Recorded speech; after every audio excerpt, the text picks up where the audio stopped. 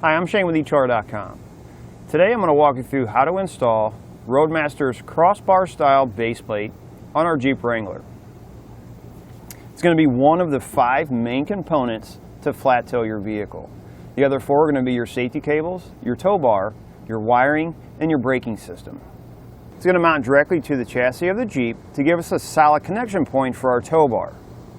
It's going to be a durable steel construction, nice black powder coat finish to really help reduce the risk of rust and corrosion, stay looking nice for a really long time, and it's going to work with Roadmaster tow bars.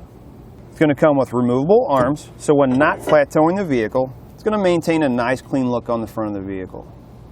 Our arms are going to have spring-loaded pins to help lock them into place.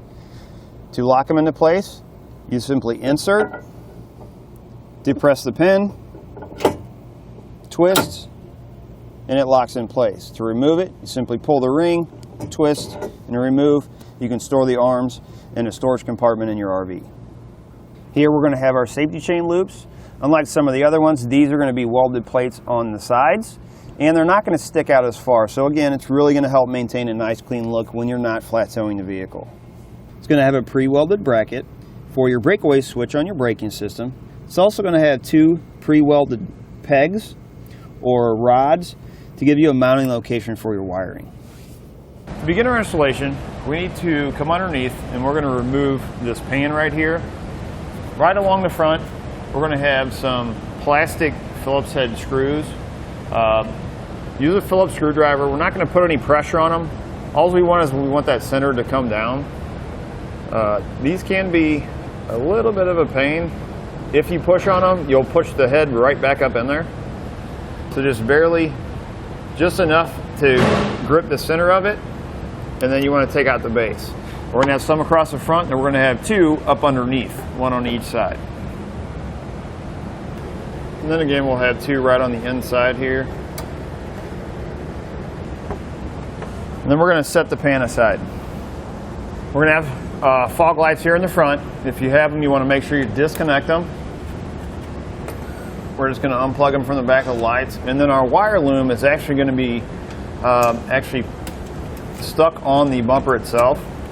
You want to make sure you pull that wire loom off, pull it loose from the bumper. And we're going to take an 18mm socket. We're going to have 4 nuts on each side. We're going to have 2 on the outside of our frame rail connected to our bumper, 2 on the inside. We're going to have 4 on each side of the vehicle. Go ahead and remove those.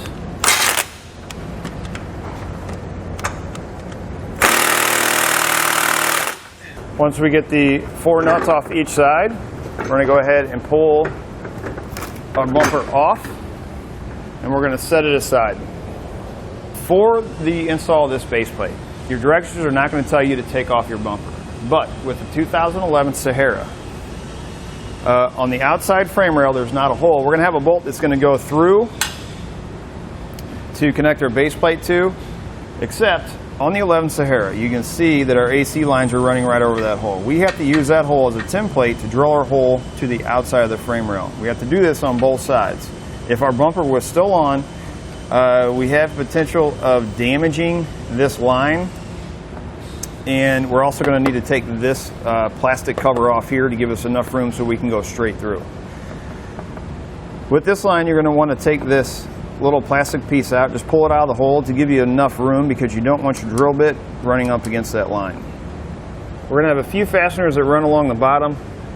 They're going to look like this. You can see we're going to have a couple fasteners up in the top corners. We're going to have 2 right up underneath the grill here, and then your 3 across the bottom. Once you get all those out, go ahead and take this off and set it aside. So you can see I'm using a little bit longer drill bit. We're going to pull this out of the way. I'm going to use this to give me a pilot hole, and then we're going to open up the outside hole to a 1/2 inch. Once we get our hole drilled from the inside, you can use a step bit if you have one. If not, you can step up with your drill bits all the way up to a 1/2 inch. It's going to make it a lot easier on your bits, and it's going to make it go a lot quicker drilling the hole.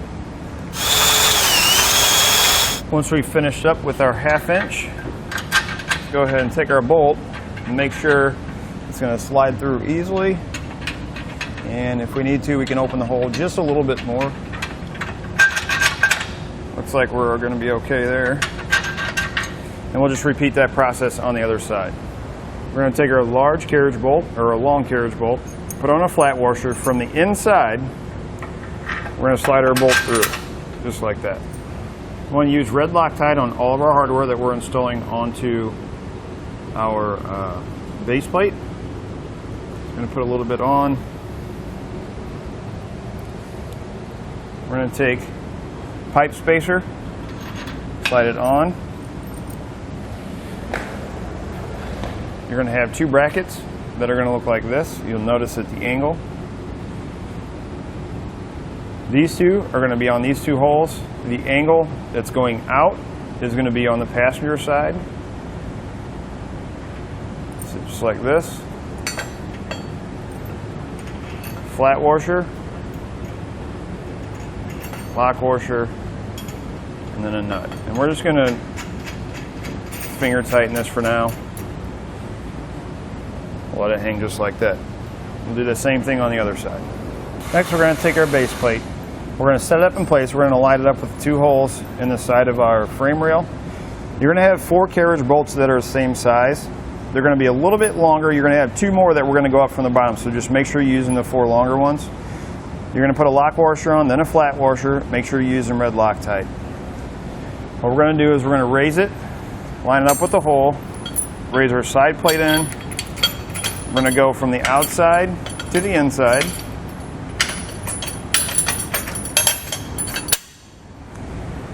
We'll slide our top one in. We're going to have a nut plate like this. We're going to come up through the bottom of the frame rail and thread it onto our bolt. Next thing we want to do is we're going to have a bracket that comes down underneath this cross brace. We're going to drill 2 holes up through that bottom cross brace the same way we did for our holes on the sides. You want to make sure you open them up to a 1/2 inch. We're going to take our 2 shorter hex bolts, lock washer, flat washer, Loctite. We're going to come up from the bottom. We're going to have a plate that looks like this. We're going to have one for each side. We're going to set it down inside and thread it into place.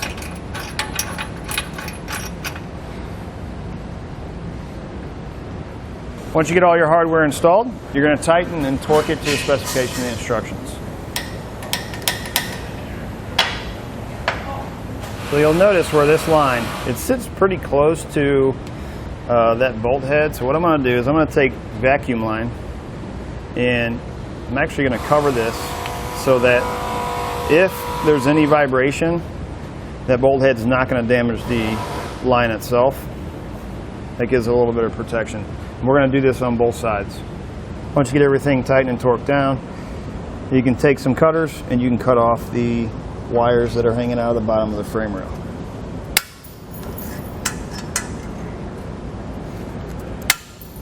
Once you have everything tightened and torqued to the specification and instructions, it's a good idea to go ahead and add any wiring or braking system that you're going to be putting on for your flat toe.